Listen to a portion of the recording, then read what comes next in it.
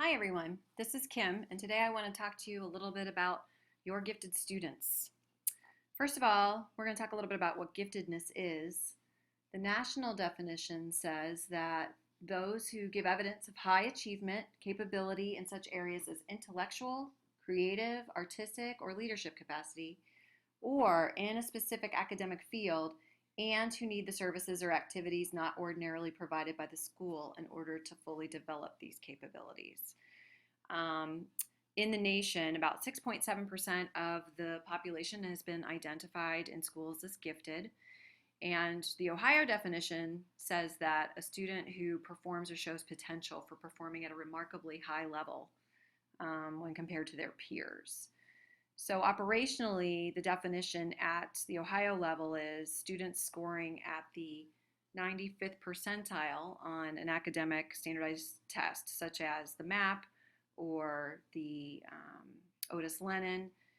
Those would be students who are identified as gifted by the state in order to tie in with value-added scores. We know that giftedness is a much broader definition, as the national definition referred to creative, artistic, leadership, sports. All of those are giftedness, but for the terms of this talk, we're going to talk about students in your classroom who are gifted in your subject area or gifted at thinking in general. So what does that mean for Indian Hill Middle School? If we look at all of our students, we have 483 students enrolled currently. And of those, 260 of our students are identified as gifted in either cognitive, math, reading, or in multiple areas. Discovery serves 127 of those children. So as you can see, Discovery is kind of like the Tier 3 service for giftedness.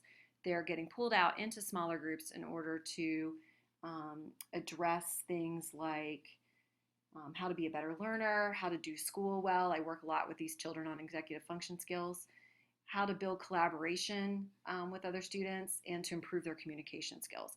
The idea is that Discovery should enhance what's happening in your regular classroom.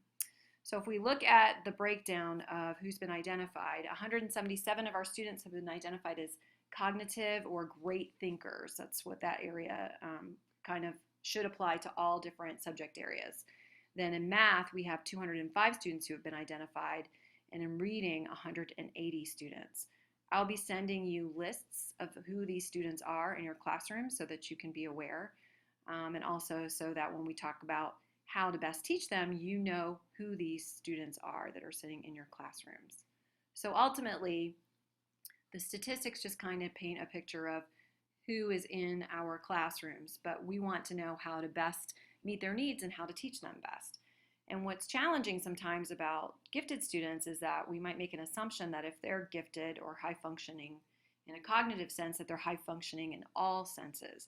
And that's just not true. Many of our students have asynchronous development, meaning they're highly developed maybe in their mathematical thinking, but their ability to make decisions as to how to use their time well or how to interact with their peers may not be even to the same level as typical learner peers that they have in class.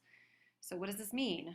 In addition to that, they may have unique ways of learning, which means they might have preferences for styles that you're not currently addressing, or perhaps they learn with just 1 or 2 repetitions of content area as opposed to 5 to 7, which is what typical learners need.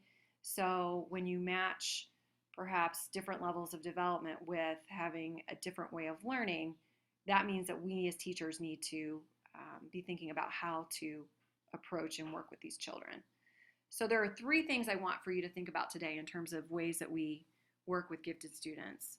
The first one is, just like all of our students, we need to develop relationships. And so nurturing and engaging the student and their gifts will help us to better meet their needs and to better connect with them. We want for learners to make connections with the content and also with other people in the class.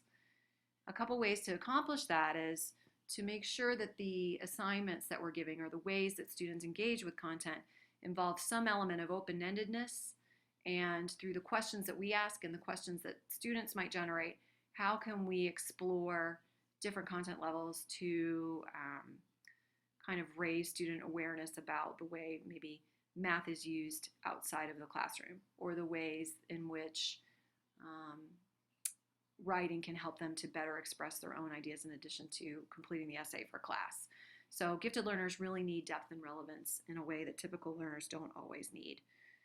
And ultimately, the pacing of your course and differentiation strategies will also help to better connect with gifted learners, giving students choice, giving students the opportunity to read ahead, giving students the opportunity to consult other resources outside of what's being used in class, and then being able to share that with you or with their peers can really help for gifted students to feel like they are engaged in what is happening.